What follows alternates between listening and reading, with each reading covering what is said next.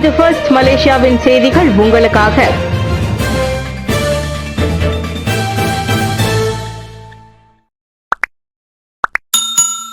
ஐந்து மாநிலங்களுக்கு தொடர் மழை எச்சரிக்கை.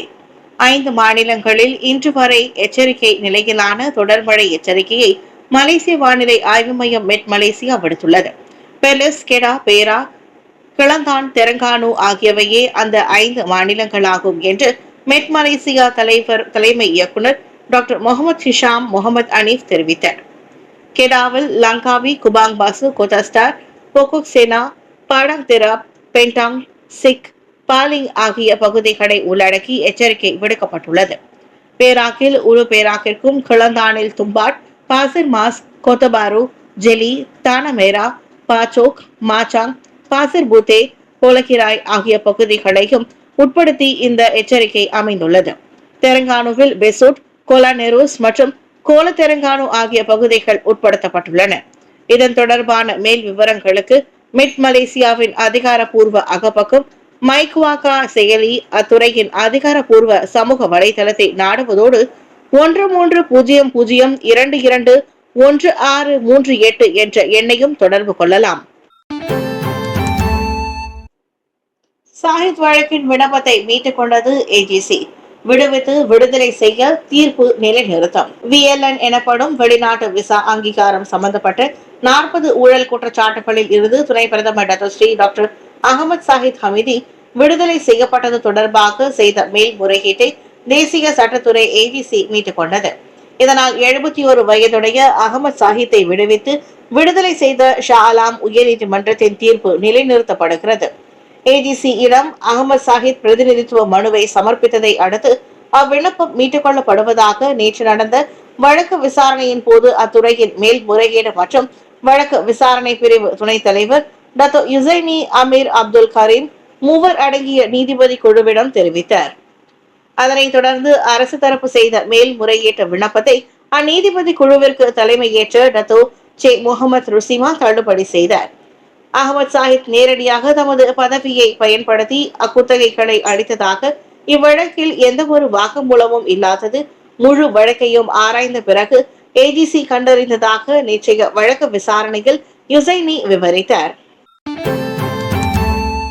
காசாவில் போர் நிறுத்தம் கோரி ஐநா பொதுக்கூட்டத்தில் தீர்மானம். காசா பகுதியில் இஸ்ரேலுக்கும் ஹமாஸ் தரப்புக்கும் இடையே உடனடி நிபந்தனையற்ற நிரந்தர போர் நிறுத்தம் கடைபிடிக்க வேண்டும் என்று நடைபெற்ற ஐக்கிய நாடுகளின் பொதுக்கூட்டத்தில் தீர்மானம் நிறைவேற்றது. அதோடு பணைய கைதிகளையும் உடனடியாக விடுவிக்க வேண்டும் என்று வலியுறுத்தப்பட்டது. 193 உறுப்பினர்கள் பங்கேற்ற இந்த கூட்டத்தில் போர் நிறுத்த கோரிக்கைக்கான தீர்மானம் 158 ஆதரவு வாக்குகளுடன் ஏற்றுக்கொள்ளப்பட்டது. ஐநா கடந்த ஆண்டு அக்டோபரில் காசாவில் உடனடி மனிதாபிமான போர் நிறுத்தத்தை வலியுறுத்தியதை காட்டிலும் அதே ஆண்டு டிசம்பர் மாதத்தில் அதை உடனடியாக செயல்படுத்துவதற்கான கோரிக்கையை முன்வைத்தது. ஐநாவின் தீர்மானங்கள் கட்டுப்பாடானவை அல்ல என்றாலும் அரசியல் பலத்தை கொண்டுள்ளதோடு போரை பற்றிய உலகளாவிய பார்வையையும் பிரதிபலிக்கிறது.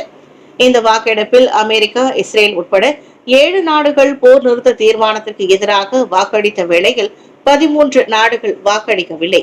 மேலும் ஐக்கிய நாடுகளின் பாலஸ்தீன நிவாரண நிறுவனம் UNRWAவின் நடவடிக்கைகளுக்கு ஜனவரி மாத இறுதியில் இருந்து தடை விதித்திருக்கும் இஸ்ரேலின் புதிய சட்டங்களை கண்டித்து நடத்தப்பட்ட வாக்கெடுப்பில் 159 ஆதரவு வாக்குகளுடனான 2வது தீர்மானத்தையும் ஐநா ஏற்றுக்கொண்டுள்ளது.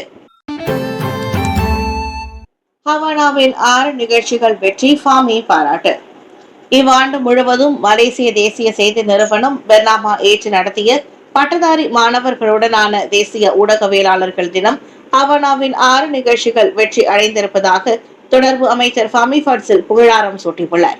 பெர்னாமாவின் தலைமை செயல்முறை அதிகாரி டத்தின் படுகா நூருல் அஃபிடா கமாலுடின் மற்றும் பெர்னாமா தலைமை செய்தி ஆசிரியரும் 2024 ஹவானா இயக்குநருமான அருள்ராஜு துரைராஜ் ஆகிய இருவரும் அந்த அனைத்து நிகழ்ச்சிகளையும் நன்முறையில் ஏற்பாடு செய்திருந்ததாக அவர் கூறினார். பெர்னாமாவில் உள்ள அமைப்பு மட்டுமின்றி ஹவானாவுடன் இணைந்த நிகழ்ச்சியை சிறப்பாக வழிநடத்திய பெர்னாமாவின் டத்தின் படுகா நூர் அல் ஒஃபிடா மற்றும் அருள்ராஜு தலைமையிலான குழுவை நினைத்து நான் மிகவும் பெருமைப்படுகிறேன் என்றார் அவர். நேற்று நிறைவடைந்த இவ்வாண்டிற்கான இந்நிகழ்ச்சி பல்கலைக்கழக மாணவர்கள் மத்தியில் ஊடகத்துறை குறித்த விழிப்புணர்வை அதிகரிப்பதற்கான நோக்கத்தை மட்டும் கொண்டிருக்கவில்லை. மாறாக பெர்னாமா உட்பட இதர ஊடக நிறுவனங்களுடனான நெருங்கிய உறவை அம்மாணவர்களுக்கு ஏற்படுத்தவும் வழிவகுப்பதாக ஃபாமி தெரிவித்தார். மலேசியா பரஸ்பர அங்கீகார ஒப்பந்தத்தை வலுப்படுத்த ஒருங்கிணைந்த பணியை உருவாக்கும். அடுத்த ஆண்டு ஆசியான் மாநாட்டிற்கு தலைமை ஏற்கும் மலேசியா பரஸ்பர அங்கீகார ஒப்பந்தத்தை வலுப்படுத்துவதோடு திறமையான மற்றும் ஒருங்கிணைந்த பணியை உருவாக்குவதற்கான முயற்சிகளை முன்னெடுக்கவும் உறுதி பூண்டுள்ளது. இது வர்த்தக அதிகாரத்துவத்தை குறைப்பது மட்டுமல்லாமல் பாதுகாப்பான மருத்துவ சாதனங்களுக்கான அணுகுமுறையும் அதிகரிப்பதால் நோயாளிகளின் பராமரிப்பு தரத்தை மேம்படுத்துவதோடு ஆசியான் வட்டாரத்தில் சுகாதார அமைப்பை வலுப்படுத்துவதாக பிரதமர் ஸ்ரீ அன்வார் இப்ராஹிம் தெரிவித்தார். அடுத்த ஆண்டு ஆசியான் மாநாட்டில் சுகாதார பாதுகாப்பு இலக்கவியலில் கவனம் செலுத்தப்படும் என்று ஸ்ரீ அன்வார் இப்ராஹிம் தெரிவித்துள்ளார். எனவே 2030 ஆண்டுக்கான புதிய தொழில்துறை திட்ட வியூகத்தின் கீழ் மருத்துவம் மற்றும் சுகாதார பாதுகாப்பு துறையில் உயர் தொழில்நுட்ப உற்பத்தியின் மையமாக மலேசியா தன்னை நிலைநிறுத்திக் கொள்ளும் என்றார் அவர். நேற்று வியாழக்கிழமை அனைத்துலக மருத்துவ சாதனங்களுக்கான கண்காட்சி மற்றும் மாநாட்டின் நிறைவு விழாவை தொடங்கி வைத்து பேசிய போது அவர் இதனை தெரிவித்தார். 2034 உலக கிண்ணத்தை சவுதி அரேபியா ஏற்று நடத்தும். 2034 உலக கிண்ண காற்பந்து போட்டியை ஏற்று நடத்துவதற்கு சவுதி அரேபியா தேர்வாகி உள்ளதாக அனைத்துலக காற்பந்து சம்மேளனம் ஃபிஃபா அறிவித்துள்ளது.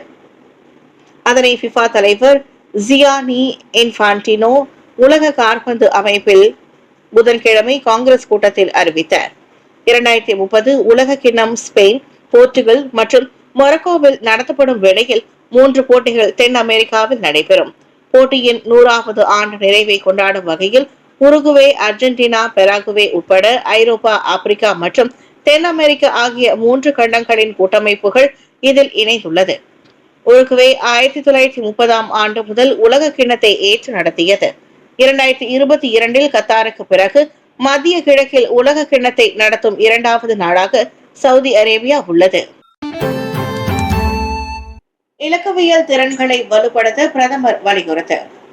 அதிவேக வளர்ச்சியை நோக்கி பயணிக்கும் தொழில்துறைக்கு ஏற்ப இலக்கவியல் திறன்களை வலுப்படுத்த அரசியல் தலைவர்கள், அமைச்சர்கள் மற்றும் பொது சேவை ஊழியர்கள் வலியுறுத்தப்படுகின்றனர்.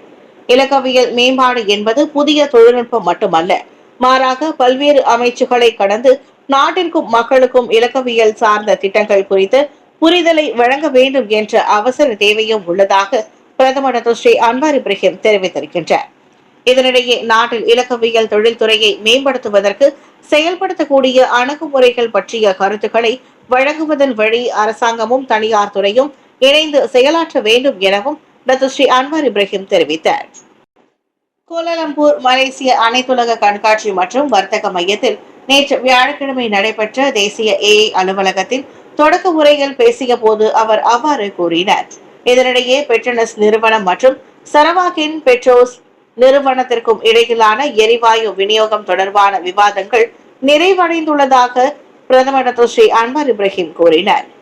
சரவாங் முதலமைச்சர் தான் ஸ்ரீ அபங் ஜொஹாரி தும் ஒபங் உடனான விவாதத்தின் வழி தெளிவான முடிவு எட்டப்பட்டதாகவும் அது தொடர்பான விவரங்கள் மற்றும் தாக்கங்களை தற்போது அரசாங்கம் சரி செய்து வருவதாகவும் அன்வார் குறிப்பிட்டார்.